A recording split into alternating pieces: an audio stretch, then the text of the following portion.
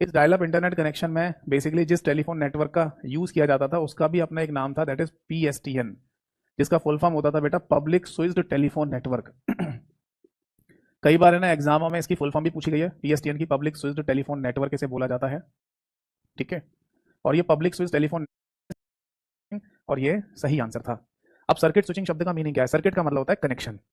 समझ में आ रहा है? जैसे सपोज दैट कि अगर कोई तार है, इस तार को आप दूसरे किसी तार से जोड़ दें तो इसका मतलब ये होता है सर्किट बना देना, ताकि अगर मान लो यहाँ से कोई डाटा आपको भेजना हो तो इस तरीके से डाटा आगे ट्रांसफर हो जाएगा। सपोज दैट कि आगे एक और कोई तार है तो आप यहाँ से है ना सर्किट को खत्म करके इससे जोड़ देंगे तो डाटा फिर इधर ट्रांसफर हो जाएगा। तो इस तरीके से है ना सर्किट्स बनाकर आपका डाटा एक जगह से दूसरी जगह तक, या कनेक्शन बनाकर एक जगह से दूसरी जगह तक भेजा जा रहा है, तो इसी को सर्किट स्विचिंग टेक्नोलॉजी के नाम से बोला जाता है। समझ में आ गई बात बेटा? ठीक है, तो टेक्नोलॉजी का इस्तेमाल किया जाता था सर्किट स्विचिंग, या टेक्नोलॉजी का नाम होता था सर्किट स्विचिंग। एक बात और ध्यान रखनी है, ये सबसे स्लोएस्ट इंटरनेट कनेक्शन होता था, स्लोएस्ट नेटवर्क भी आप इसे बोल सकते हैं। जैसे कुछ समय पहले ना एक पेपर में यही क्वेश्चन पूछा गया कि बताइए सबसे धीमा इंटरनेट कनेक्शन का नाम इनमें से कौन सा होता है, तो एक ऑप्शन पर लिखा हुआ आया था, that is dial up internet connection. तो इस तरीके के क्वेश्चन है ना एग्जाम में पूछे गए हैं, नोट कर लीजिए, कोई डाउट है तो पूछ लीजिए। बाकी आपको बताइए, अगर आपका नोट करने का बिल्कुल भी मन नहीं है तो चिंता करने की कोई बात नहीं है, जो मैं बोर्ड पर लिख रहा हूँ एज इट इज, इसका क्लास PDF आपको मेरे टेलीग्राम चैनल पर मिल जाएगा जैसे ये चैप्टर खत्म होगा। ठीक है, और वहां से उस इंटरनेट वाली PDF फाइल को डाउनलोड करके आप जैसे चाहें वैसे रिवीजन कर सकते हैं। ठीक है, टेलीग्राम चैनल की जानकारी मैंने क्लास की शुरुआत में आपको दी थी। तो बस आपको ये ध्यान रखना है कि ट्रेडिशनल टेलीफोन नेटवर्क PSTN और सर्किट स्विचिंग वाले इस इंटरनेट कनेक्शन को क्या कहा जाता था? इसको डायल अप इंटरनेट कनेक्शन के नाम से बोला जाता था। ठीक है भाई, अब आगे देखो, टेक्नोलॉजी एडवांस हो गई, टेक्नोलॉजी में चेंजेस आ गए, लोगों को अब जल्दी से जल्दी ज़्यादा से ज़्यादा डेटा भेजना होता है ना? तब इंटरनेट कनेक्शन में एक नई क्रांति आई और एक नया शब्द इंट्रोड्यूस हुआ जिसका नाम है ब्रॉडबैंड। अब इसमें ब्रॉड शब्द का मीनिंग क्या होता है? ब्रॉड का मतलब होता है बेटा ज़्यादा, हर चीज़ ज़्यादा होनी चाहिए, ब्रॉड होनी चाहिए। तो वो तो है ही है भाई, हमें आज की डेट में ज़्यादा से ज़्यादा डाटा ट्रांसफर करना है, हमें आज के समय पर ज़्यादा से ज़्यादा डाटा की मतलब इंटरनेट की स्पीड चाहिए, तो हर चीज़ ज़्यादा चाहिए, तो इसलिए ब्रॉड शब्द का इस्तेमाल किया गया। और ये बैंड शब्द क्या है? ये बैंड शब्द बेसिकली बैंड विथ होता है, जिसमें शुरुआत का बैंड शब्द को यहाँ पर लिखकर ब्रॉड बैंड बना दिया। तो ये बैंड विथ क्या है पूरा शब्द? देखो, बैंड विथ बेसिकली है ना एक रेट या दर को कहा जाता है किसी नेटवर्क पर डाटा को स्थानांतरित करने की। जैसे सपोज दैट कि अगर मैं कोई इंटरनेट कनेक्शन लेता हूं तो मुझे बताया जाएगा ना कि इंटरनेट की स्पीड क्या है। भाई मैं इंटरनेट कनेक्शन ले रहा हूँ, मतलब मेरे घर में एक नेटवर्क बन रहा है अब, तो मेरे को ये बताया गया कि आपके घर में जो इंटरनेट का डाटा आएगा वो 100 MBPS की स्पीड से आएगा, यानी 100 मेगाबिट्स पर सेकंड की रफ्तार से। और अगर आप अपने कंप्यूटर से कोई फाइल अपलोड करेंगे या भेजेंगे कहीं पर तो वो भी 100 MBPS की रफ्तार से जाएगा, है ना? तो ये क्या है? ये बेसिकली बैंडविड्थ है, जिससे पता चल रहा है कि किसी नेटवर्क पर डाटा को स्थानांतरित करने की दर क्या होगी। पहली बात ये ध्यान रखना कि कभी भी अगर ये पूछा जाए आपसे पेपर में कि डाटा ट्रांसफर करना है, यानी कि डाटा को स्थानांतरित करना है, डाटा को स्थानांतरित अगर करना है तो इसको किस में मीजर किया जाता है या मापा जाता है? डाटा को स्थानांतरित करने की दर किस में मापी जाती है? तो आंसर है बेटा BPS, यानी कि बिट्स पर सेकंड में। यानी एक सेकंड में कितनी बिट्स को ट्रांसफर किया जा रहा है, ये डाटा को ट्रैवल करने की, ट्रांसफर करने की एक स्पीड कह सकते हैं या दर कह सकते हैं। अब अगर मान लो एग्जांपल के तौर पर कि कम डाटा भेजा जा रहा है हर सेकंड के हिसाब से, तो वो फिर KBPS के फॉर्म में कंसीडर होगा, यानी किलो बिट्स पर सेकंड। अगर और ज्यादा डाटा भेजा जा रहा है तो MBPS होगा, यानी मेगा बिट्स पर सेकंड। और ज्यादा डेटा भेजा जा रहा है तो फिर GBPS शब्द आ जाएगा, यानी गीगा बिट्स पर सेकंड। तो आज की डेट में हम और आप जैसे लोग जो इंटरनेट कनेक्शन चला रहे हैं वो MBPS में कंसीडर होता है। जैसे अभी इस समय जहां ये हॉल है, स्टूडियो है, यहाँ इंटरनेट कनेक्शन 150 MBPS का है, यानी मैं जो आपको क्लास प्रोवाइड करा रहा हूँ वो 150 मेगाबिट्स पर सेकंड की रफ्तार से मेरे को इंटरनेट कनेक्शन मिला हुआ है, इसके थ्रू ये क्लास मैं आपको प्रोवाइड करा रहा हूँ। यानी हमारा जो इंटरनेट कनेक्शन है उसमें 150 यानी 150 मेगाबिट्स पर सेकंड की रफ्तार से डाटा आएगा, और इसी रफ्तार से मेरे कंप्यूटर से डाटा आपके कंप्यूटर तक या आपके मोबाइल तक पहुंच रहा है। समझ में आ रहा है? मतलब मैं भेज रहा हूँ, वो एक अलग बात है कि आप जब डाटा को रिसीव करेंगे तो उस समय ऐसा हो सकता है कि आपकी स्पीड कम हो, तो आपका डाटा है ना हो सकता है मोबाइल में या कंप्यूटर में खराब दिखाई दे रहा हो या धीमे धीमे आ रहा हो, वो आपके इंटरनेट कनेक्शन पर डिपेंड करेगा। बट मैं अपने इंटरनेट कनेक्शन में ना डाटा को जो रिसीव कर रहा हूँ उसकी रफ्तार 150 MBPS, और मैं डाटा जो भेज रहा हूँ उसकी रफ्तार भी डाटा की रफ्तार 150 MBPS ही है, यानी 150 मेगाबिट्स पर सेकंड। समझ में आ गया? तो बेसिकली है ना हम और आप जैसे लोग जो इंटरनेट कनेक्शन यूज करते हैं ना वो MBPS में ही कंसीडर हो रहा है आज के टाइम पर। बट जिनको ज्यादा स्पीड चाहिए इंटरनेट की वो फिर GBPS में इस्तेमाल करते हैं। जैसे जियो और एयरटेल के कुछ इंटरनेट कनेक्शंस में 1 GBPS की भी स्पीड मिलती है, 1 गीगाबिट्स पर सेकंड। ये बहुत तेज स्पीड होती है, और भी इससे ज्यादा स्पीड्स होती हैं, बट वो जिनको ज्यादा जरूरत है हाई इंटरनेट कनेक्शन की वो लोग इसे यूज करते हैं। इसके रिचार्ज, इसके जो चार्ज होते हैं वो महंगे होते हैं। ठीक है, और हम और आप जैसे लोग MBPS में काम चला लेते हैं, मेगाबिट्स पर सेकंड में। तो बेसिकली बैंडविड्थ की ना डेफिनेशन या परिभाषा क्या लिखी जाएगी? तो हम बोल सकते हैं a rate at which data transfer over the network, data transfer over the network. समझ में आ गई बात बेटा? हिंदी में कहा जाएगा किसी नेटवर्क पर डाटा स्थानांतरण करने की दर, किसी नेटवर्क पर डाटा स्थानांतरण की दर को क्या कहा जाता है? इसी को बेटा ब्रॉडबैंड के नाम से बोल दिया जाता है। अब इस ब्रॉडबैंड में बेसिकली जिस टेक्नोलॉजी का हम इस्तेमाल कर रहे हैं, तो अगला पॉइंट लिखिए टेक्नोलॉजी। मैंने अभी आपको बताया कि हम है ना शुरुआत में एक टेक्नोलॉजी या तकनीक का इस्तेमाल कर रहे थे डायल अप इंटरनेट कनेक्शन के केस में, और उस टेक्नोलॉजी का नाम था बेटा सर्किट स्विचिंग। बट यहाँ पर टेक्नोलॉजी बदल गई है और इस टेक्नोलॉजी का नाम है दैट इज पैकेट स्विचिंग। अब आप बोलेंगे सर ये पैकेट क्या चीज़ है? पैकेट बेसिकली डाटा को कहा जाता है इस टेक्नोलॉजी में, यानी कि ब्रॉडबैंड टेक्नोलॉजी में जब हम डाटा को ट्रांसफर करते हैं ना, तो पैकेट्स की फॉर्म में जाता है। पैकेट जनरली किसी डाटा का एक छोटा रूप होता है। एक तरीके से आप ऐसे कह सकते हैं टुकड़े, जैसे कोई बड़ा सा डाटा है उसके छोटे छोटे कई सारे टुकड़े बना दिए जाएं तो उन टुकड़ों को पैकेट कहा जाता है यहाँ पर। तो आज की डेट में ना हम अपने कंप्यूटर से दूसरे कंप्यूटर तक जब डाटा भेज रहे होते हैं इंटरनेट के माध्यम से, तो वो पैकेट की फॉर्म में जाता है, छोटे छोटे टुकड़ों की फॉर्म में। और इतनी सी बात ध्यान रखनी है, ठीक है? इसलिए यहाँ पर ये पैकेट स्विचिंग शब्द का इस्तेमाल किया गया है, ठीक। अब ब्रॉडबैंड के अंदर है ना एग्जाम्पल कौन कौन से होते हैं? तो देखो सबसे पहला एग्जाम्पल है बेटा केबल ब्रॉडबैंड का। केबल ब्रॉडबैंड क्या होता है? ये वही इंटरनेट कनेक्शन है जो हमारे घर में लगता है। जैसे मैंने एयरटेल या जियो को फोन किया और उनसे बोला कि हमारे घर में एक इंटरनेट कनेक्शन लगा दो, वो लोग आए, उन्होंने देखा कि हमारे आसपास नजदीकी किसी भी पोल या खंबे पर देखा कि कनेक्शन कहाँ तक आ रहा है, जियो का या एयरटेल का। उन्होंने कहा कि वहाँ उस पोल या खंबे तक आ रहा है। उन्होंने वहां से केबल है ना मेरे घर के नजदीकी पोल या खंबे तक पहुंचाई, और वहां से है ना एक तार मेरे घर में दे गए, वो एक केबल मेरे घर में दे गए। तो ये पोल या खंभों पे जो तार चल रही होती है ना इनकी, जियो वालों की या एयरटेल वालों की, ये ऑप्टिकल फाइबर केबल ही होती है जिसमें लाइट की फॉर्म में डेटा ट्रैवल करता है। और फिर हमारे घर तक भी है ना जो केबल दे के जाते हैं ये इंटरनेट की, वो भी है ना ऑप्टिकल फाइबर केबल होती है। फिर हमारे घर में एक राउटर नाम की डिवाइस लगाते हैं, उस राउटर से अगर कोई केबल मैं अपने कंप्यूटर में लगाऊंगा, वो केबल या तार होती है ट्विस्टेड पेयर केबल। और या फिर है ना मेरे घर में वाईफाई डिवाइसेज हैं, जैसे मोबाइल में इंटरनेट चलाना है मेरे को, लैपटॉप में चलाना है या फिर टैबलेट में चलाना है, तो इन सब में वाईफाई कनेक्ट हो जाता है। तो फिर मेरे है ना राउटर से कोई तार लगाने की जरूरत ही नहीं है, वाईफाई राउटर होता है, तो उससे बिना तार के भी इंटरनेट कनेक्शन चल जाएगा मोबाइल में, टैब में और लैपटॉप में। बट अगर सपोज दैट मेरे को अपने घर में रखा हुआ डेस्कटॉप कंप्यूटर में इंटरनेट कनेक्शन देना है, तो फिर मैं राउटर से लेके एक तार को अपने डेस्कटॉप कंप्यूटर में लगाऊंगा, तो वो तार कहलाती है ट्विस्टेड पेयर केबल। बस यहीं तक। बाकी जहां से भी ये कनेक्शन आ रहा है इंटरनेट का वायर के थ्रू वो या केबल के थ्रू, ये सब ऑप्टिकल फाइबर केबल ही होती है, ठीक है, जिसकी चर्चा हमने लास्ट क्लास में भी की थी। तो इसी को बेसिकली केबल ब्रॉडबैंड के नाम से बोल दिया जाता है। इसके बाद है ना एक और इंटरनेट कनेक्शन होता है बेटा जिसे मोबाइल ब्रॉडबैंड के नाम से बोलते हैं। ये कौन सा इंटरनेट कनेक्शन है? Mobile broadband basically mobile phone में इस्तेमाल में लाए जाने वाले इंटरनेट कनेक्शन को कहा जाता है, ठीक है। अगर है ना आपके सामने थोड़ी सी दूर पर एक आपका मोबाइल फोन रखा हुआ है, ठीक, और आपका भाई या बहन, छोटा भाई या बहन वहां से निकल रहे हैं, तो आप जनरली यही बोलते हैं, भाई या बहन मेरा फोन उठा के दे दो, है ना। या फिर आप आजकल एक और शब्द इस्तेमाल करते हैं, आप मेरा मोबाइल उठा कर दे दो। तो अगर आपने ये कहा फोन उठा कर दे दो तो ठीक कहा, और अगर आपने ये कहा कि मेरा मोबाइल उठा के देना, तो रियल में आप गलत कह रहे हो, ये सही शब्द नहीं है। क्योंकि मोबाइल जो शब्द आप इस्तेमाल करते हैं MOBILE मोबाइल, इसका मतलब होता है मूवेबल, जिसको हिंदी में कहा जाता है चलता फिरता। तो अगर मैं मोबाइल शब्द को हिंदी में अगर बोलूं तो इसका हिंदी अनुवाद होता है चलता फिरता। तो मैं अगर मेरा मोबाइल फोन अगर सामने रखा हुआ है, तो मेरा छोटा भाई या बहन अगर वहां से निकल रहे हैं, तो मैं अब हिंदी में बोलूंगा कि भाई मेरा चलता फिरता उठा के देना, तो अब ठीक लग रहा है? नहीं, गलत लग रहा है ना, चलता फिरता उठा के देना, ये क्या बात हुई? तो इसका सिंपल सा मतलब हुआ कि अगर आप अपने घर में मोबाइल मोबाइल मोबाइल शब्द का इस्तेमाल करते हैं तो गलत बोल रहे हैं, सही नहीं बोल रहे हैं। आप मोबाइल फोन दोनों शब्दों को बोलिए तो चल जाएगा, केवल फोन बोलिए तो भी चल जाएगा। बट अगर आप ये बोलते हैं मोबाइल, तो ये गलत शब्द इस्तेमाल कर रहे हैं, ठीक है। अब सामने वाला समझ कैसे जाता है कि आप है ना मोबाइल ही मांग रहे हो मोबाइल के नाम पर, क्योंकि उसे भी नहीं पता ये बात, है ना। सभी लोग लकीर के फकीर बने हुए हैं, जैसे सिस्टम चला रहा है वैसे आगे चलाते जा रहे हैं, ठीक है। तो इसीलिए ना मोबाइल ब्रॉडबैंड का सिंपल सा मतलब है चलता फिरता इंटरनेट। और ये हमें किस में देखने को मिलता है? मोबाइल फोन के अंदर।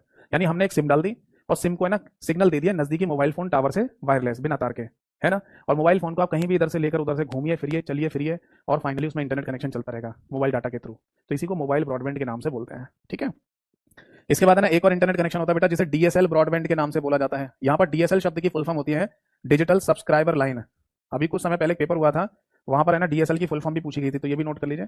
इसको डिजिटल सब्सक्राइबर लाइन के नाम से बोला जाता है, ठीक है, सब्सक्राइबर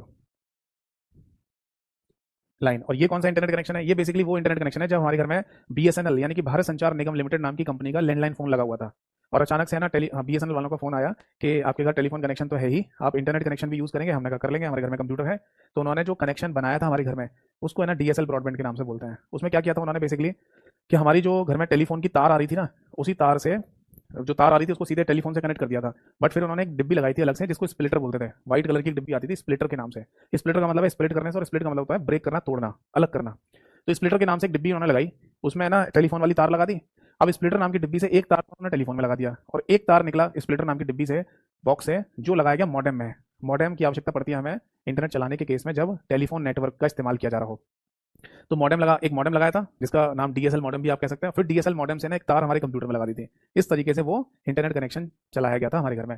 तो जो टेलीफोन तार थी ना, जो बाहर से टेलीफोन तार हमारे घर में आ रही थी बीएसएनएल वालों की, उस तार में बेसिकली दो सिग्नल आ रहे थे, एक तो टेलीफोन वाले भी और एक इंटरनेट वाले भी। इसीलिए उन्होंने हमारे घर में वो सफेद रंग की बॉक्स या डिब्बी लगाई थी जिसको स्प्लिटर कहा जाता है, जो टेलीफोन और इंटरनेट के सिग्नल को अलग अलग करेगी। समझ में आ गई बात? तो उसको डिजिटल सब्सक्राइबर लाइन यानी डीएसएल ब्रॉडबैंड का नाम दिया गया। और एक और इंटरनेट कनेक्शन होता है बेटा जिसे सैटेलाइट ब्रॉडबैंड के नाम से बोला जाता है। सैटेलाइट ब्रॉडबैंड ये क्या होता है? देखो, सैटेलाइट ब्रॉडबैंड का सीधा सा मतलब है सैटेलाइट के थ्रू, हिंदी में इसे कृत्रिम उपग्रह कहा जाता है। और कृत्रिम उपग्रह के थ्रू जो इंटरनेट कनेक्शन यूज किया जाएगा या चलाया जाएगा उसी को सैटेलाइट ब्रॉडबैंड कहा जाता है। आप और हम जैसे लोग हैं ना, सैटेलाइट ब्रॉडबैंड का इस्तेमाल अभी नहीं कर रहे हैं, अभी हम केबल ब्रॉडबैंड का ही इस्तेमाल करते हैं, ठीक है। और आने वाले समय में, भविष्य में हम सैटेलाइट ब्रॉडबैंड का इस्तेमाल भी करेंगे, क्योंकि इलोन मस्क जो दुनिया का सबसे अमीर आदमी है, उसका प्रोजेक्ट है स्टारलिंक और उसके थ्रू सैटेलाइट ब्रॉडबैंड की शुरुआत हो चुकी है। कई सारे देशों में ये इंप्लीमेंट भी हो गया है।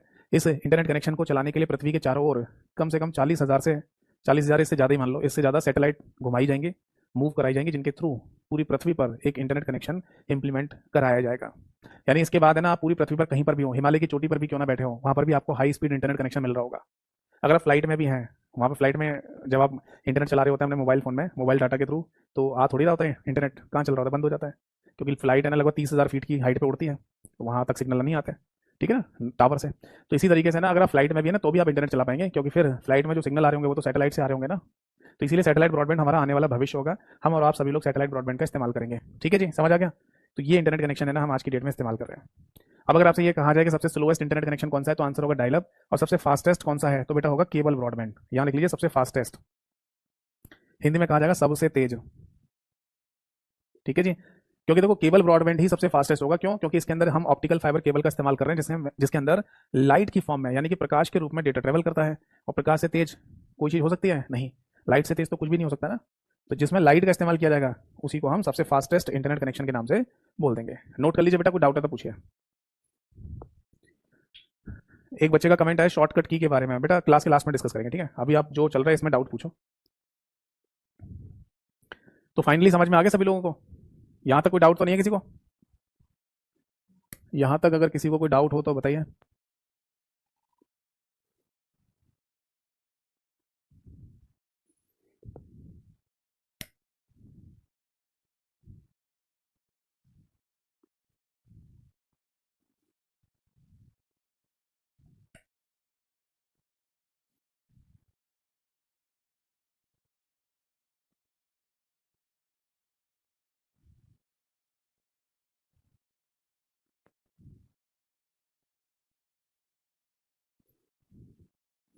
आई होप सो आप किसी को कोई डाउट नहीं है ना, ठीक है। तो आगे बढ़े, ठीक है। तो आगे बढ़ेंगे और अब एक और है ना, मैं आपको कॉन्सेप्ट समझाता हूँ इंटरनेट के केस में, कि अगर आप अपने कंप्यूटर में ना कोई इंटरनेट कनेक्शन चलाने जा रहे हैं तो आपको कौन कौन सी बेसिक रिक्वायरमेंट की आवश्यकता पड़ेगी। मैं यहाँ पर ये क्लियर कर देना चाहूँगा आपको कि हम किसी डेस्कटॉप कंप्यूटर में इंटरनेट चलाने की कोशिश कर रहे हैं या चलाने जा रहे हैं। और ये भी ध्यान रखना कि हम है ना टेलीफोन नेटवर्क के थ्रू ही है ना इंटरनेट कनेक्शन चला रहे हैं। यानी वो जो डीएसएल वाला मैंने बताया था आपको कि डिजिटल सब्सक्राइबर लाइन वाले केस में हमको अगर इंटरनेट कनेक्शन चलाना है तो मॉडेम की आवश्यकता पड़ेगी, है ना। तो लगभग ऐसे ही मान लो कि वही वाला इंटरनेट कनेक्शन चलाने जा रहे हैं, ठीक है। चलो, तो हेडिंग डालिए, basic requirements to connect internet. Basic requirements, basic requirements to connect internet, ठीक है भाई। हिंदी में कहा जाएगा बुनियादी आवश्यकताएं। बुनियादी आवश्यकताएं, कौन कौन सी बुनियादी आवश्यकताएं होंगी जो हमें इंटरनेट कनेक्ट करने के टाइम पर जरूरी है। यानी कि अगर हम अपने किसी कंप्यूटर में इंटरनेट कनेक्शन चलाने जा रहे हैं तो कौन कौन सी चीज़ों की आवश्यकता पड़ेगी, ये यहाँ पर पूछा जा रहा है आपसे। तो देखो बेटा, हम सबसे पहले ना यहाँ पर कंप्यूटर शब्द ही लिखेंगे, क्योंकि है ना हमें कंप्यूटर चलता हालत में, यानी कि परफेक्ट कंडीशन में चाहिए। अगर परफेक्ट कंडीशन में हमारे सामने कोई कंप्यूटर है तभी है ना हम उसमें इंटरनेट कनेक्ट कर पाएंगे, ठीक है जी। तो मैं यहाँ पर मेंशन करना चाहूँगा कि कंप्यूटर प्रॉपर तरीके से चलता हुआ है आपके पास, ठीक। अब इसके बाद है ना सेकंड चीज़ चाहिए होती है हमको, आईएसपी कनेक्शन। ये क्या होता है? आईएसपी कनेक्शन का मतलब होता है बेटा internet service provider connection. ISP की फुल फॉर्म मैंने लास्ट क्लास में लिखवाई थी आपको। तो इंटरनेट सर्विस प्रोवाइडर कनेक्शन यानी इंटरनेट कनेक्शन। अब इंटरनेट कनेक्शन मिलने का मतलब ही क्या होता है बेटा? इसका मतलब होता है कि आपको एक नंबर दिया गया होगा और वो नंबर कहलाता है बेटा आईपी एड्रेस, जिसको हम इंटरनेट प्रोटोकॉल एड्रेस के नाम से भी बोल देंगे। मतलब आईएसपी कनेक्शन का मतलब है इंटरनेट प्रोटोकॉल एड्रेस, ठीक है जी। अब ये आईपी एड्रेस क्या होता है? बेसिकली क्या है कि इंटरनेट की दुनिया में हमारी कोई पहचान भी तो होनी चाहिए। ये उसी तरीके से समझ लो जैसे टेलीफोन के क्षेत्र में हमारी पहचान होती है हमारा फ़ोन नंबर। जैसे मैं अगर किसी को है ना फ़ोन करके कुछ उल्टा सीधा भला बुरा कह दूं तो वो व्यक्ति मेरे नंबर को है ना एक एफआईआर में लिखवा देगा कि इस नंबर से ना मेरे को कोई व्यक्ति है जो बुरा भला कह रहा है, मेरे को गाली गलौज कर रहा है ना। तो उस नंबर से पता लगा लेंगे ना कि ये कौन था। जैसे नंबर को ट्रेस किया जाएगा कौन से नेटवर्क का है, पता चला कि वो जियो का है या एयरटेल का है, फिर जियो या एयरटेल से पूछा जाएगा कि बताओ ये नंबर आपने किस आदमी को जारी किया है, तो इससे पता लगा लेंगे कि ये किस व्यक्ति के द्वारा नंबर चलाया जा रहा है। उसी तरीके से समझ लीजिए कि इंटरनेट की दुनिया में अगर सब कुछ ठीक चल रहा है तब तो कोई दिक्कत नहीं है, बट अगर मान लो आप इंटरनेट की दुनिया में साइबर क्राइम करेंगे, यानी कि इंटरनेट से जुड़े हुए अपराध करना शुरू कर देंगे, तब आपको पकड़ने के लिए इसी नंबर की आवश्यकता पड़ती है, आईपी एड्रेस की। ये आईपी एड्रेस आपको तब मिलता है जब आप इंटरनेट कनेक्शन लेते हैं। यानी अगर आपने आज जियो का इंटरनेट कनेक्शन लिया है और आप अपने कंप्यूटर में इंटरनेट चलाना शुरू कर चुके हैं, तो समझ लो कि आपके नाम पर एक नंबर रजिस्टर्ड हो गया है। और जब आपको इंटरनेट कनेक्शन दिया जा रहा होता है तब आपसे एक आईडी प्रूफ भी ली जा रही होती है, आपका आधार कार्ड या आपका वोटर आईडी कार्ड या ड्राइविंग लाइसेंस कुछ ना कुछ लिया जाएगा, तभी आपको है ना इंटरनेट कनेक्शन मिलेगा, यानी कि आपकी आईडी प्रूफ भी कनेक्ट हो गई। तो अगर आप इस नंबर से यानी कि इंटरनेट कनेक्शन से कोई साइबर क्राइम करने की कोशिश भी करते हैं तो आपको है ना पकड़ लिया जाएगा, क्योंकि आपके इस नंबर के साथ आपकी एक आईडी प्रूफ भी जोड़ दी गई है। समझ में आ गया? ठीक है। अब तीसरी चीज जो हमें यहाँ जरूरत पड़ती है वो है बेटा एनआईसी। एनआईसी कार्ड ये क्या है? इसका फुल फॉर्म होता है बेटा network interface controller card. Network interface controller card, ये इसको बोला जाता है। कई बार केवल इसको नेटवर्क इंटरफेस कार्ड या केवल इंटरफेस कार्ड के नाम से भी बोल देते हैं। जैसे अभी एक एग्जाम हुआ है रिसेंटली, वहां पर है ना ये क्वेश्चन पूछा गया कि इनमें से इंटरफेस कार्ड किसे कहते हैं, तो एक ऑप्शन पर लिखा था एनआईसी, यानी कि नेटवर्क इंटरफेस कार्ड को ही इंटरफेस कार्ड के नाम से भी बोला जाता है। बट ये क्या है? ये बेसिकली कार्ड क्या, एक चिप होती है जो हमारे कंप्यूटर के मदरबोर्ड पे ही लगी होती है, और इस चिप में बेसिकली एक नंबर लिखा हुआ होता है, और उस नंबर को कहते हैं बेटा मैक एड्रेस। क्या बोलते हैं? मैक एड्रेस, जिसको है ना फुल फॉर्म में कहेंगे media access control address. Media access control address. अब ये कैसा नंबर है? ये उसी तरीके से समझ लो जैसे आपका फोन जब चल रहा होता है तो फोन का हार्डवेयर नंबर यानी कि IMEI नंबर, जिसको इंटरनेशनल मोबाइल इक्विपमेंट आइडेंटिटी कहा जाता है। जब आपका फोन कभी चोरी हो जाए तो आपने एफआईआर अगर लिखवाई होगी तो जो पुलिस वाले होते हैं वो सबसे पहले यही कहते हैं कि आप है ना अपना IMEI नंबर बताओ फोन का क्या है। अब ये IMEI नंबर यानी इंटरनेशनल मोबाइल इक्विपमेंट आइडेंटिटी कई सारी जगह पे कई सारी तरीके से पता लग जाती है। जब आप फोन खरीदते हैं तो फोन के बिल पे भी लिखा होता है IMEI नंबर, और जो फोन का डब्बा होता है ना, जिस डब्बे में फोन रखा हुआ था उस पर भी IMEI नंबर लिखा होता है। और इवन आप फोन में ना कुछ पर्टिकुलर नंबर डायल करके भी, एक स्पेशल नंबर होता है हैश स्टार करके कुछ होता है, उसे भी डायल करके आप है ना IMEI नंबर भी पता कर सकते हैं। ठीक है, अभी मेरे दिमाग से स्किप हो रहा है, मुझे पता था पहले, चलो कभी और बता दूंगा याद आएगा तो उसका वो नंबर डायल करके भी है ना आप IMEI नंबर देख सकते हैं। ठीक है, तो फाइनली है ना मैक एड्रेस उसी तरीके से काम करता है जैसे फोन का IMEI नंबर काम कर रहा है, यानी मोबाइल फोन हार्डवेयर की पहचान किससे हो रही है? IMEI नंबर से। वैसे हमारे कंप्यूटर हार्डवेयर की पहचान होती है मैक एड्रेस से। समझ में आ गई बात? तो दो तरीके के एड्रेसेस है ना हमें यूज करने को मिलते हैं इंटरनेट के टाइम पर, एक आईपी एड्रेस और एक MAC address. IP address internet protocol address वैसे ही है जैसे फोन नंबर, और जैसे मैक एड्रेस वैसे ही है जैसे IMEI नंबर होता है। समझ में आ गई बात? तो इसका होना जरूरी है। अगर ये चिप कंप्यूटर के मदरबोर्ड से निकाल के फेंक दी आपने, अलग कर दी, तो आपके कंप्यूटर में सारे काम होंगे बट इंटरनेट कभी कनेक्ट नहीं हो पाएगा। ठीक है, तो इसका होना जरूरी है। ठीक, अब इसके बाद है ना जरूरत पड़ती है हमें मॉडेम की। देखो अगर मैं DSL ब्रॉडबैंड कनेक्शन की बात करूं, जैसा कि अभी मैंने बताया था आपको कि लैंडलाइन फोन के थ्रू जो इंटरनेट कनेक्शन हमने यूज किया था BSNL कंपनी का, उसको हम DSL ब्रॉडबैंड कहते थे, और उसमें हमें एक मॉडेम की आवश्यकता पड़ती थी। मॉडेम बेसिकली एक डिवाइस होती है जिसको मॉड्यूलेटर डी मॉड्यूलेटर कहा जाता है। मॉड्यूलेटर डी मॉड्यूलेटर कहा जाता है। ठीक है, इसका इस्तेमाल बेसिकली सिग्नल को कन्वर्ट करने के लिए करते हैं। इसे आप ऐसे समझ सकते हो जैसे सपोज दैट कि हमारे पास कोई सिग्नल आ रहे हैं, ठीक है, और ये सिग्नल किसी भी तरीके के सिग्नल हो तो इनको अंग्रेजी में और हिंदी में एनालॉग सिग्नल ही कहा जाता है। एनालॉग सिग्नल का मतलब किसी भी तरीके का सिग्नल, मतलब ये कोई लाइट फॉर्म हो सकती है, यानी कि एक केबल या तार हमारे पास आ रही है जिसमें डाटा लाइट की फॉर्म में आ रहा है तो वो भी एनालॉग सिग्नल कहलाएगा। अगर इलेक्ट्रिकल फॉर्म में है यानी कि विद्युत सिग्नल है वो भी एनालॉग सिग्नल कहलाएंगे। और अगर यहाँ तार ना होकर वायरलेस डाटा आ रहा है यानी कि वेव आ रही है, तरंगें आ रही हैं, तो वो भी एनालॉग सिग्नल कहलाएगा। बट इस सिग्नल को यानी एनालॉग सिग्नल को हमारा जो कंप्यूटर है ना वो समझ नहीं सकता, उसे समझ में आता है केवल डिजिटल सिग्नल यानी कि 0 और 1 वाला सिग्नल। खैर 0 और 1 वाला सिग्नल भी इलेक्ट्रिकल सिग्नल ही होता है, वो भी विद्युत सिग्नल होते हैं, बट उनको 0-1 में मैनिपुलेट कर लिया जाता है, 0-1 की फॉर्म में कंसीडर किया जाता है। इसकी जानकारी मैंने सबसे पहले वाले चैप्टर में भी दी थी कि डिजिटल सिग्नल कैसे होते हैं। तो एनालॉग सिग्नल से डिजिटल सिग्नल बनाने के लिए ना बेसिकली यहाँ पर मॉडेम का यूज किया जाता है। ठीक है, तो एनालॉग से डिजिटल कन्वर्ट करेंगे तभी है ना पीसी यानी पर्सनल कंप्यूटर हमारा समझ पाएगा कि वो डाटा है क्या।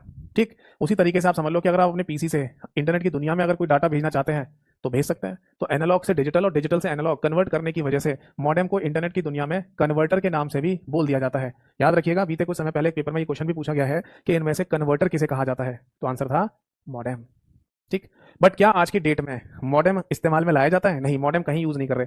अब आजकल है ना हमारे घर में राउटर लगाया जाता है, तो आप राउटर का नाम भी लिख लीजिए। राउटर बेसिकली है ना एक एडवांस डिवाइस है, एक मोर इंटेलिजेंट डिवाइस होती है आजकल इंटरनेट के टाइम पर। इसकी चर्चा हम आगे भी करेंगे, फिलहाल बस ये समझ लो कि आज की डेट में हमारे घर में इंटरनेट कनेक्शन के लिए राउटर नाम की डिवाइस लगाते हैं, मॉडेम नहीं लगता।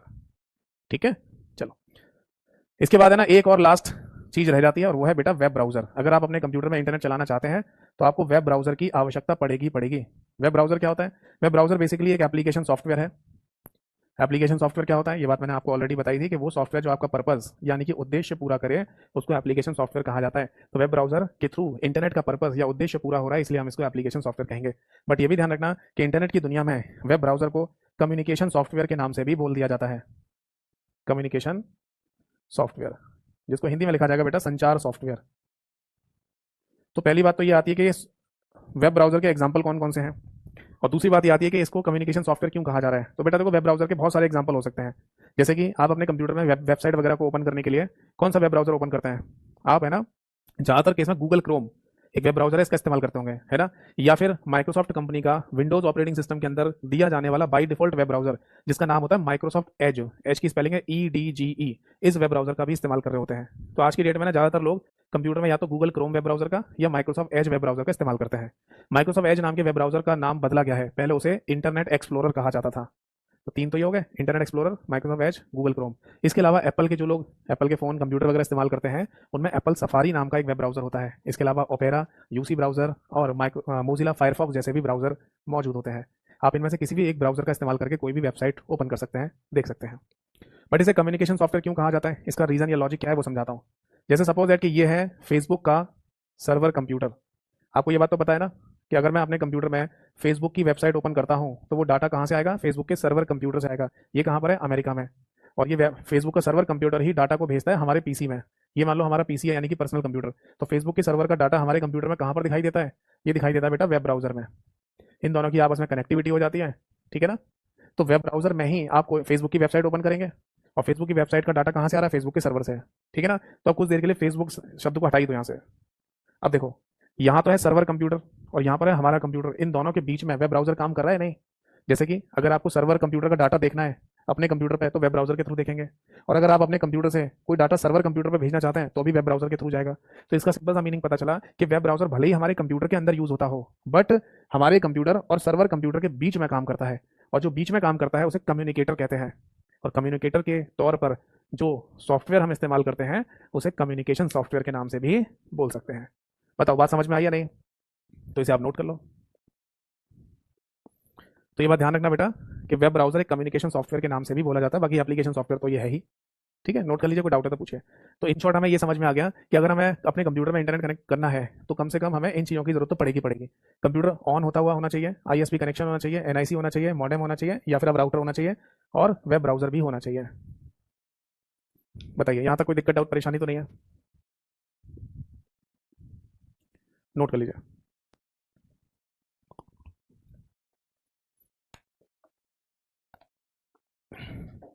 चलिए अब आगे बढ़ेंगे। तो basic requirements to connect internet, इसके आगे अब हम डिस्कस करने जा रहे हैं बेटा, लिखिए इंटरनेट रिलेटेड टर्मिनोलॉजी। यानी कि अगर आप अपने कंप्यूटर में इंटरनेट चला रहे हैं तो कौन कौन से वो टर्म हैं जिनके बारे में आपको जानकारी होनी चाहिए। देखो, सबसे पहले तो ना आपको वेब ब्राउजर की ही जानकारी होनी चाहिए। वेब ब्राउजर जिसके बारे में अभी मैं बता रहा था, इसकी प्रॉपर जानकारी होनी चाहिए। तो हेडिंग डालिए पहले तो, इंटरनेट रिलेटेड टर्मिनोलॉजी, ठीक है? हिंदी में ऐसे कहा जाएगा इंटरनेट से संबंधित शब्दावली, ठीक है बेटा? तो सबसे पहला हेडिंग डालिए, that is web browser. Web browser, Hindi में भी इसको वेब ब्राउजर ही कहा जाता है, ठीक है? अब वेब ब्राउजर के केस में ना कई सारे टर्म हमारे एग्जाम में पूछे जाते हैं, ठीक है? जैसे क्या क्या पूछ सकते हैं वेब ब्राउजर के केस में ना, ये पूछा जा सकता है जैसे कुकीज क्या चीज होती है, ये पेपर में पूछ लेता है, ठीक है? वेब ब्राउजर के केस में वेब कैशे ये शब्द पूछ लिया जाता है। वेब कैशे क्या चीज होती है, ठीक है? वेब ब्राउजर के केस में बुक मार्क पूछ लेते हैं। बुक मार्क नाम की चीज क्या होती है? वेब ब्राउजर के केस में ना पूछ लेते हैं हिस्ट्री के बारे में, मतलब वेब ब्राउजर की हिस्ट्री नहीं, मैं बताऊंगा हिस्ट्री का क्या मतलब है, ठीक है? हिस्ट्री के बारे में, वेब ब्राउजर के केस में डाउनलोड के बारे में, ठीक है? इसके अलावा वेब ब्राउजर के केस में एक चीज और पूछने लगे हैं आजकल, रेंडरिंग इंजन के बारे में। इन सबका कोई हिंदी नाम नहीं होता, जो अंग्रेजी में लिख रहे हैं ना बेटा वही हिंदी में बोलेंगे, ठीक है? तो रेंडरिंग इंजन के बारे में पूछ लेते हैं, या फिर एक और चीज पूछ रहे हैं आजकल इनकॉग्निटो मोड के बारे में, ठीक है? या फिर इसी को इन प्राइवेट विंडो भी कहा जाता है बेटा। या तो पूछ रहे हैं इनकॉग्निटो मोड के नाम से या इन प्राइवेट विंडो के नाम से। तो ये कुछ है ना शब्द हैं जो वेब ब्राउजर के केस में पूछे जाते हैं, ठीक है? बट इससे पहले वेब ब्राउजर के बारे में थोड़ा बहुत और चर्चा करते हैं। जैसे अगर मैं कोई वेब ब्राउजर इस्तेमाल कर रहा हूँ तो क्या क्या चीज़ें देखने को मिलेंगी मेरे को वहाँ पर, और वेब ब्राउज़र का थोड़ा सा इतिहास और इसके एग्जाम्पल्स के बारे में भी पता होना जरूरी है, ठीक है। तो चलिए देखते हैं। देखो, सबसे पहले तो है ना वेब ब्राउज़र का थोड़ा सा इतिहास देख लेते हैं। देखो, वेब ब्राउज़र है ना आपको वेब कंटेंट को दिखाने का या वेब डॉक्यूमेंट्स को दिखाने का एक जरिया होता है। यानी अगर आप वेब पेज या वेबसाइट को देखना चाहते हैं तो इसके लिए आपको वेब ब्राउज़र ओपन करना ही पड़ेगा। अब वेब ब्राउज़र शुरुआत में जब बना है ना, और ये बनाया गया था टिम बर्नर्स ली नाम के व्यक्ति के द्वारा। अब आप बोलेंगे सर टिम बर्नर्स ली तो ये वही व्यक्ति है जो कल लास्ट क्लास में आपने चर्चा की थी, जिसने डब्ल्यू का इंट्रोडक्शन दिया था वर्ल्ड वाइड वेब का। जी हाँ, उसी व्यक्ति ने ही दुनिया का सबसे पहला वेब ब्राउज़र बनाया था, और उस वेब ब्राउज़र का नाम भी उसने वैसे ही रख दिया, वर्ल्ड वाइड वेब। तो फिर कंफ्यूजन नहीं होगा कि वर्ल्ड वाइड वेब हम वेब ब्राउज़र की बात कर रहे हैं या world wide web global network name की बात कर रहे हैं, कौन सा क्या है। तो इसमें क्या किया था उसने कि जो ग्लोबल नेटवर्क नेम है वर्ल्ड वाइड वेब, उसमें वर्ल्ड वाइड वेब तीनों शब्दों के बीच में गैप होता है, गैप देकर लिखा जाता है। बट वर्ल्ड वाइड वेब अगर इन तीनों शब्दों को चिपका दिया जाए तो ये नाम है दुनिया के सबसे पहले वेब ब्राउज़र का, जो कि टिम बर्नर्स ली ने बनाया था। तो ये है ना, बस इतना कर दिया था कि वर्ल्ड वाइड वेब तीनों शब्दों को चिपका दिया था उसने। समझ में आ गई बात। अब ये कंफ्यूजन अभी भी तो चाहे भले ही है ना आप वर्ल्ड वाइड वेब शब्द बोल रहे हो डब्ल्यू वाला, तो उसमें ऐसे थोड़ी बोलते world space wide space web. आप बोलेंगे तो ऐसे ना वर्ल्ड वाइड वेब, चाहे बीच में लिखते समय वर्ल्ड वाइड वेब के बीच में स्पेस आ रहा हो, बट अगर वर्ल्ड वाइड वेब चिपका के लिख देंगे तीनों शब्दों को तब भी यही बोलेंगे वर्ल्ड वाइड वेब। तो कंफ्यूजन नहीं हो जाएगा कि कौन से वर्ल्ड वाइड वेब की बात चल रही है। तब फाइनली वर्ल्ड वाइड वेब नाम का जो इसने टिम बर्नर्स ली ने जो वेब ब्राउजर बनाया था उसका नाम बदल के नेक्सस कर दिया। और ये नेक्सस नाम गूगल कंपनी ने अभी कुछ समय पहले अपने फोन के लिए भी इस्तेमाल किया था, नेक्सस के नाम से फोन बनाए थे, ठीक है। ये शब्द वहां इस्तेमाल में लाया गया था। आजकल तो गूगल के पिक्सल फोन आते हैं, ठीक है। तो ये था दुनिया का सबसे पहला वेब ब्राउजर। और एक बात, इसमें केवल और केवल आपको टेक्स्ट दिखाई देता था बस, यानी कि सेंटेंस पैराग्राफ वगैरह, बस कोई इमेज नहीं, कोई ग्राफिक्स नहीं, ठीक। फिर बाद में कुछ समय बाद, कुछ सालों बाद एक मोज़ेक के नाम से वेब ब्राउजर बनाया गया मार्क एंड्रीसन नाम के व्यक्ति के द्वारा।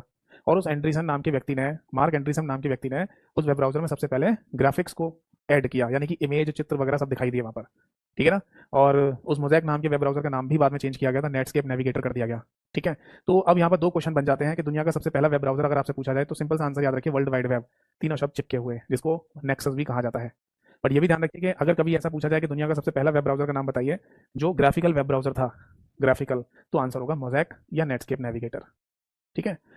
फिर कौन कौन से ना वेब ब्राउजर हमें और देखने को मिलते हैं, तो बेटा इसके लिए ना मैंने आप सभी लोगों की हेल्प के लिए एक पीडीएफ फाइल बनाई हुई है, और ये पीडीएफ फाइल भी आपको मेरे टेलीग्राम चैनल जिसका नाम है कंप्यूटर बाय यतेंद्र सर, वहां पर मिल जाएगी। आप इस पीडीएफ फाइल को डाउनलोड करके जैसे चाहें वैसे रिवाइज कर सकते हैं। तो मैं इस पीडीएफ फाइल को आपको दिखा देता हूँ। अभी है ना आपको मेरे कंप्यूटर का डिस्प्ले कैप्चर दिखाई देगा, और डिस्प्ले कैप्चर में वो पीडीएफ फाइल आपके सामने दिखाता हूँ।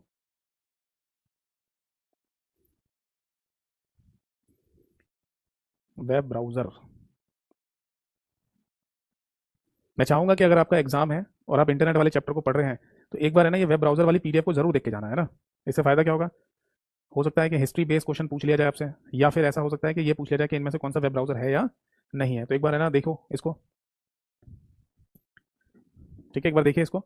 यहाँ पर है ना मैंने मेंशन किया हुआ है, मैंने प्रॉपर तरीके से यहाँ पर लिख दिया है वेब ब्राउजर के बारे में कि दुनिया का सबसे पहला जो वेब ब्राउजर था वो 1990 में बनाया गया वर्ल्ड वाइड वेब के नाम से, ठीक है, जिसको बाद में नेक्सस भी कर दिया गया, और इसमें केवल टेक्स्ट दिखाई देता था बस, ठीक। डेवलपर कौन था, टिम बर्नर्स ली। फिर बाद में 1993 में मोज़ेक बना, जिसको बाद में नेटस्केप नेविगेटर कहा गया, ये ग्राफिकल वेब ब्राउजर था, और इसका डेवलपर का नाम था मार्क एंड्रीसन, ठीक है। और ये मैंने list of all web browser यहाँ पर दे दी है, यानी कि जितने भी आज तक वेब ब्राउजर बने सबके नाम यहाँ पर लिखे हुए हैं। जैसे ओपेरा भी एक वेब ब्राउजर है, मोज़ेक तो है ही, ठीक है। एप्पल सफारी भी वेब ब्राउजर है, मोजिला के नाम से भी वेब ब्राउजर है, ठीक है। तो ये सब है ना जो कुछ कॉमन है वो तो आपको पता ही है, ठीक है। जैसे गूगल क्रोम हो गया, ठीक, इंटरनेट एक्सप्लोरर हो गया, माइक्रोसॉफ्ट एज है, ये सब वेब ब्राउजर है ये। तो ये भी वेब ब्राउजर है जो मैंने यहाँ पर नाम लिखे हैं, ठीक है। तो आप है ना इनको रटिएगा मत, पता चले कि आप बैठ के इनमें रट्टा मार रहे हो। बस ये है ना जब भी आप इस पीडीएफ फाइल को कभी देखें तो एक बार सभी के नाम देख लेना कौन कौन से नाम लिखे हैं यहाँ पर। अब जितने याद हो जाए उतने ठीक है, जितने दिमाग में बैठ जाए। तो ये तब के लिए होता है जब ऐसा कोई क्वेश्चन पेपर में मान लो पूछ लिया जाए कि इनमें से कौन सा वेब ब्राउजर है या नहीं है, तब मान लो आपको ये याद आना चाहिए, दिमाग में आना चाहिए, ठीक है भाई। चलिए, तो फाइनली ना अब मैं आपके सामने बोर्ड पर आ जाता हूँ और फिर दोबारा से इसको आगे समझते हैं थ्योरेटिकल वे में। क्लियर है? पहले तो ये बताओ यहाँ तक कोई दिक्कत डाउट परेशानी तो नहीं है? ठीक है, तो अब हम आगे बढ़ेंगे तो देखेंगे वेब ब्राउजर बेसिकली कैसे काम में लाया जाता है। देखो, आप अपने कंप्यूटर में ना कोई भी वेब ब्राउजर ओपन कर सकते हैं, ये जो नाम मैंने बताए इनमें से कोई भी। तो मैंने एक वेब ब्राउजर ओपन कर रहा हूँ जिसका नाम है गूगल क्रोम, ठीक है जी। तो गूगल क्रोम आज की डेट में सबसे फेमस वेब ब्राउजर होता है। बाकी एक और फेमस चल रहा है आज की डेट में जिसको बोलते हैं माइक्रोसॉफ्ट एज, EDGE।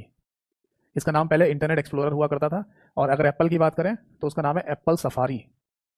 तो ये तीन है ना बेसिकली कॉमन है आज की डेट में, एप्पल का एप्पल सफारी, माइक्रोसॉफ्ट का माइक्रोसॉफ्ट एज, और गूगल का गूगल क्रोम, ठीक है। चाहे तो नोट कर लेना।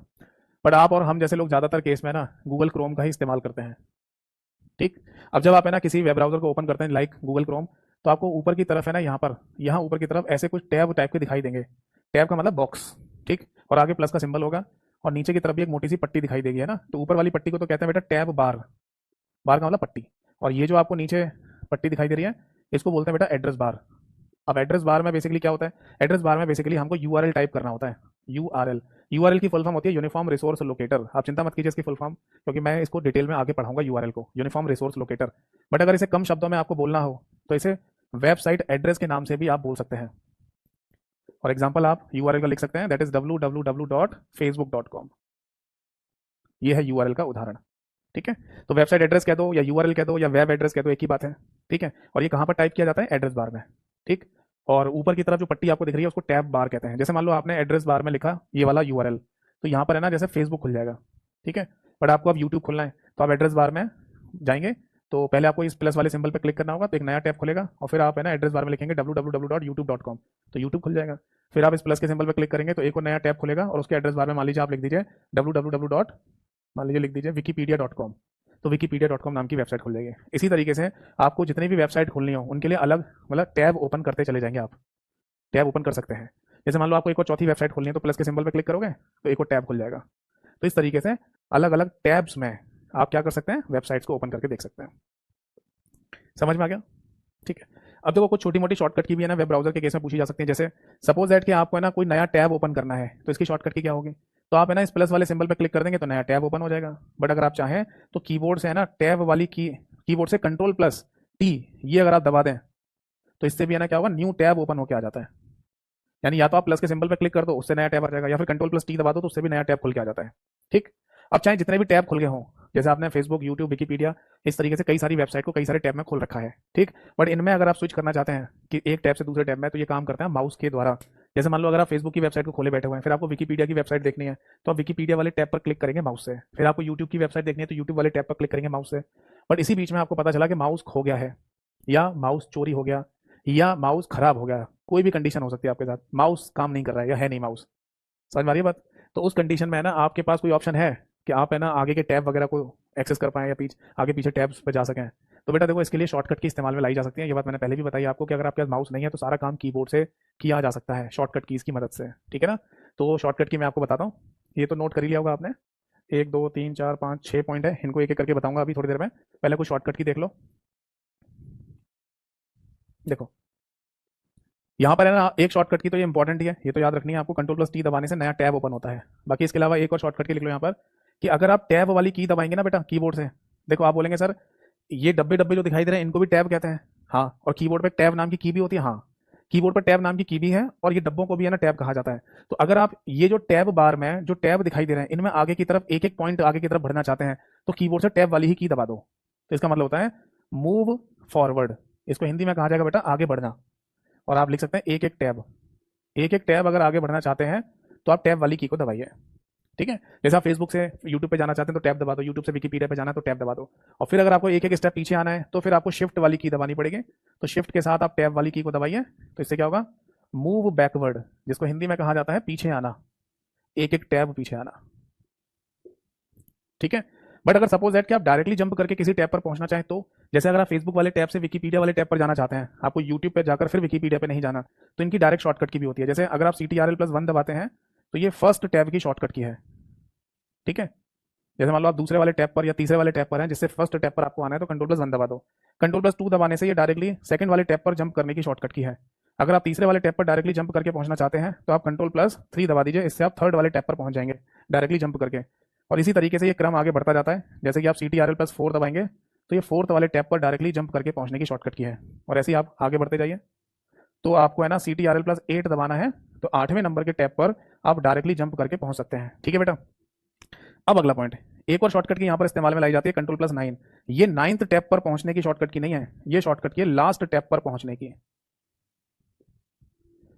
जैसे सपोज दैट कि आपने वेब ब्राउजर में टोटल मिला के 10 वेबसाइट खोली हुई है, फेसबुक, यूट्यूब, विकीपीडिया, है ना, इस तरीके से 10 वेबसाइट आपने ओपन की हुई है, तो कितने टैब खुले होंगे, 10। तो अगर आपको 10वें टैब पर डायरेक्टली जंप करके पहुंचना है फेसबुक वाले टैब से तो इसकी शॉर्टकट की क्या है, कंट्रोल+9। अगर मान लो 9 ही टैब खुले हुए हैं यानी 9 ही वेबसाइट खुली हुई है 9, और आपको 9th वाले टैब पर पहुंचना है तो उसकी शॉर्टकट भी कंट्रोल+9 होगी। अगर आपने 15 वेबसाइट खोल रखी है, 15 टैब ओपन किए हुए हैं, तो 15वें टैब पर जाने के लिए सीधे शॉर्टकट की क्या है, कंट्रोल+9। समझ में आ गई बात? तो एक एग्जांपल सेट करते हैं। जैसे मान लो आपने टोटल 12 यानी 12 वेबसाइट खोली हुई है, ठीक, 12 वेबसाइट, तो 12 टैब के अंदर 12 वेबसाइट खुलेंगी, तो 8वें टैब तक डायरेक्टली जंप करने की शॉर्टकट की तो कंट्रोल+8 होती है, ठीक। फिर 8 के बाद सीधे लास्ट वाले टैब पर जंप करने की यानी 12वें नंबर के टैब पर जंप करने की शॉर्टकट की कंट्रोल+9 होगी। तो इस बीच में 9वें टैब, 10वें और 11वें टैब की कोई शॉर्टकट की नहीं होगी। समझ में आ गया? यानी 8वें नंबर के टैब तक तो कंट्रोल+8 से जा सकते हैं, फिर आगे जो सबसे लास्ट वा होगा, चाहे वो 9वां हो, चाहे 12वां हो, चाहे 15वां टैब हो, उसकी शॉर्टकट की कंट्रोल+9 होती है। तो ये कुछ शॉर्टकट की का इस्तेमाल करके ना हम वेब ब्राउजर पर काम कर सकते हैं। कई बार क्या होता है ना कि हम कोई वेबसाइट वगैरह ओपन करते हैं तो वो बीच में हैंग हो जाती है ना, जो चीज़ हम खोलना चाह रहे हैं वो खुल नहीं रही होती है, तो उस कंडीशन में आप एक शॉर्टकट की का इस्तेमाल और भी कर सकते हैं, जिसे फंक्शन की F5 बोलते हैं, और इसको यहाँ पर रीलोड कहा जाता है। ठीक है, ये ध्यान रखना, रीलोड भी कह देते हैं या रिफ्रेश भी कह देते हैं। वैसे ज़्यादातर केस में रीलोड शब्द का इस्तेमाल किया जाता है। फंक्शन की F5 तो आप बोलेंगे सर नॉर्मल कंप्यूटर में भी रिफ्रेश करने के लिए इस्तेमाल में लाई जाती है। हाँ, तो वैसे ही समझ लो कि किसी वेबसाइट में अगर प्रॉपर तरीके से कोई चीज़ आपको नहीं दिखाई दे रही है तो उस वेबसाइट को भी आप रीलोड या रिफ्रेश कर सकते हैं फंक्शन की F5 से। ठीक है, नोट कर लीजिए, कोई डाउट है तो पूछिए बेटा।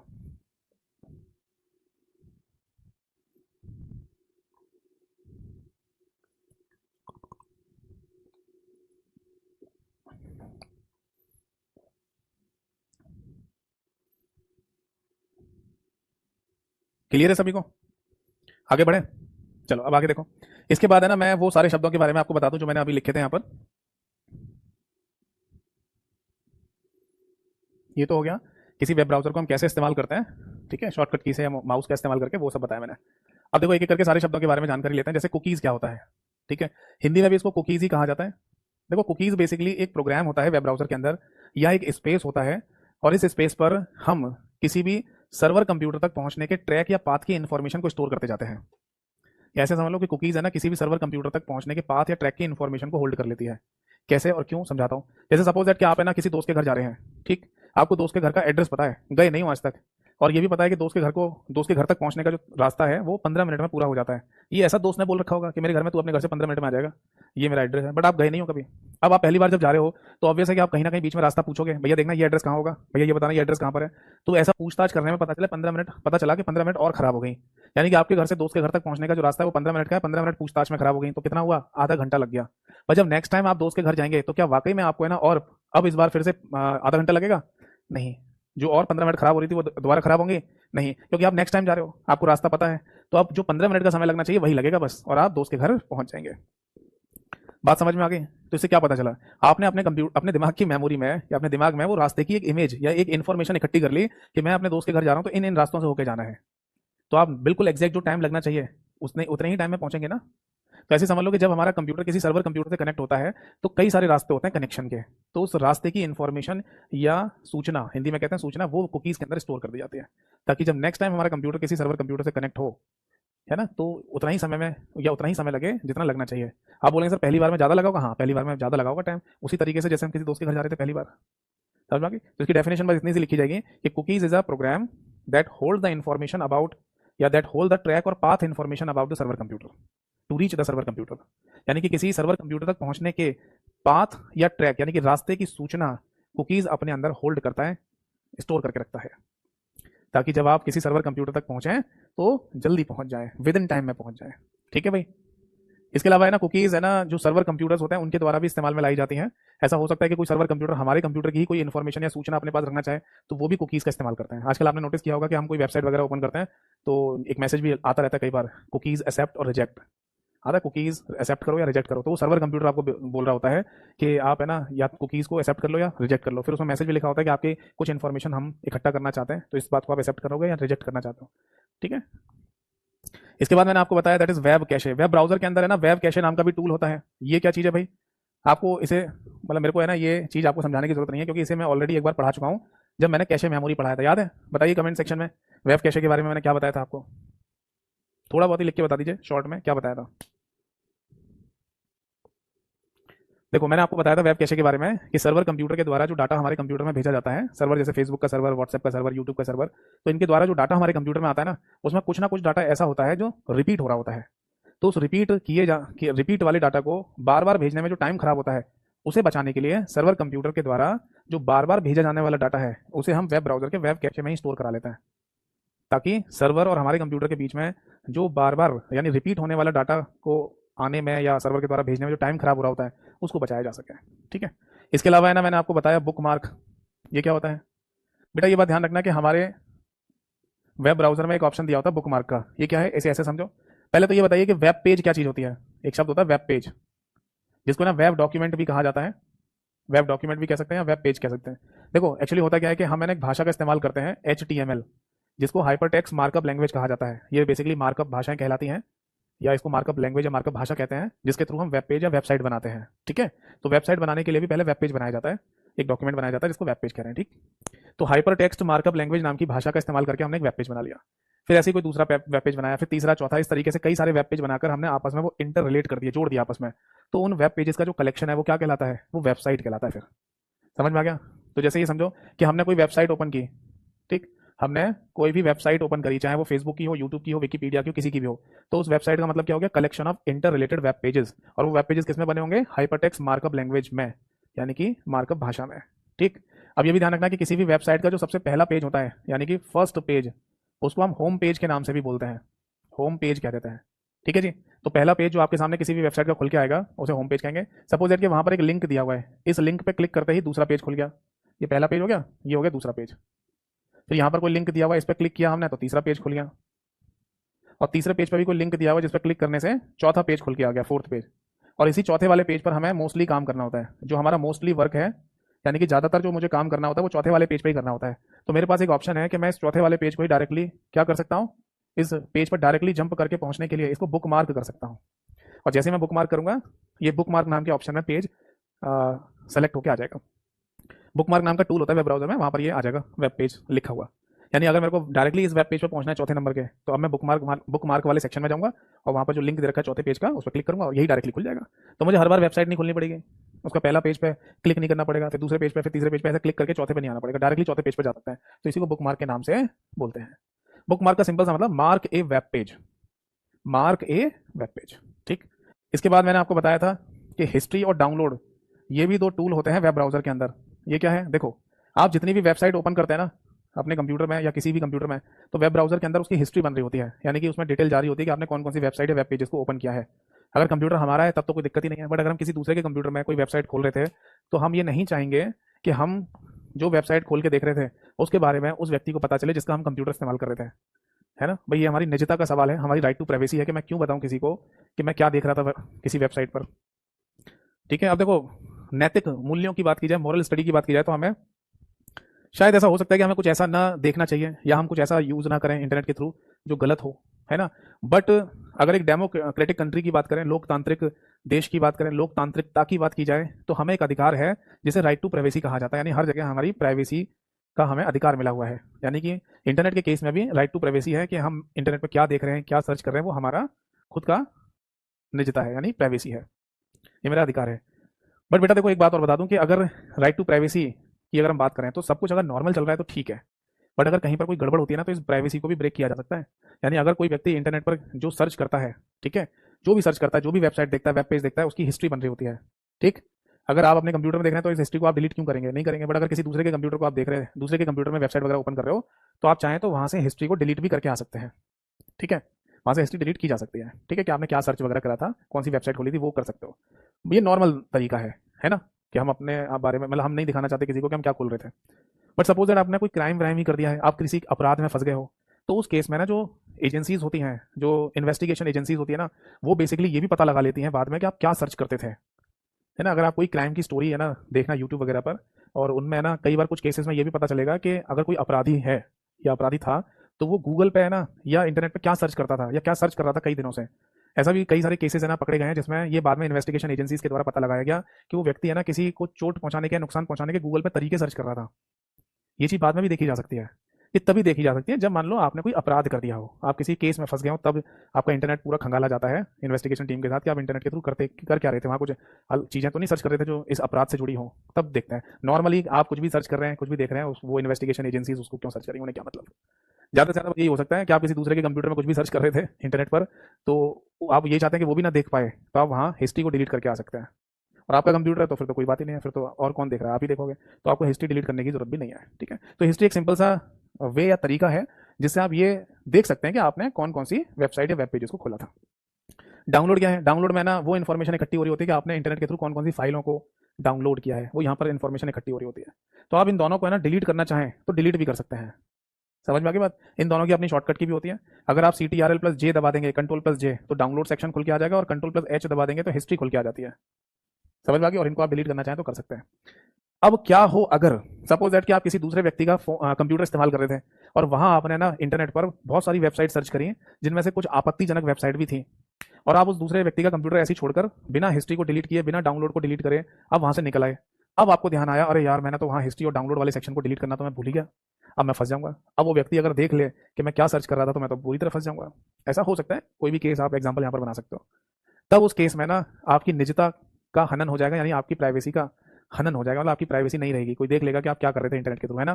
तो इस बात को लेकर जो कंपनियां हैं, ठीक है, जो इस फील्ड में काम कर रही हैं, उन्होंने एक नया फीचर बनाया है जिसको बेसिकली कहा जाता है सिक्योर ब्राउजिंग। इसे बोलते हैं बेटा सिक्योर ब्राउजिंग। ब्राउजिंग करने का मतलब होता है इंटरनेट यूज करना, ब्राउज करना मतलब इंटरनेट यूज करना। तो एक सुरक्षा के साथ ब्राउजिंग करना यानी इंटरनेट यूज करना, इसका मीनिंग ये है बेटा कि आपको है ना आपके वेब ब्राउजर में एक अलग से स्पेशल विंडो खोल के दी जाए, एक अलग से विंडो खोल के दी जाए जिसका नाम होगा इनकॉग्निटो मोड।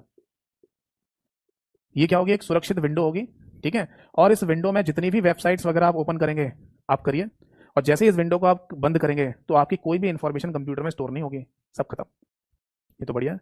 अब यानी यहाँ पर तो आपको हिस्ट्री और डाउनलोड को डिलीट भी करना पड़ता था, यहाँ तो कुछ भी स्टोर नहीं होगा। जैसे ही आप इस विंडो को क्लोज करेंगे, भाई किसी का कंप्यूटर अगर आपको यूज करना है कर लो, आप उसमें वेब ब्राउजर खोलेंगे, इनकॉग्निटो मोड को ओपन करेंगे, वेबसाइट खोल लोगे, और जैसे ही इसको बंद करेंगे, कंप्यूटर शट डाउन करेंगे, तो सब कुछ खत्म। आपने क्या किया था इंटरनेट पर, सारी इन्फॉर्मेशन वैनिश, खत्म। तो ये सिक्योर ब्राउजिंग का ना फीचर लेके आया है गूगल कंपनी।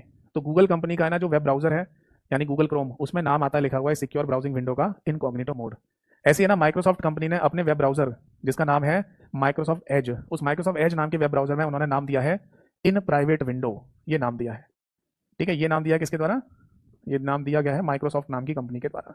तो इसमें भी एक अलग से विंडो खुल के आ जाएगी जिसमें आप वेबसाइट खोलो, और जैसे इस विंडो को बंद करेंगे तुरंत सारी इन्फॉर्मेशन खत्म हो जाएगी।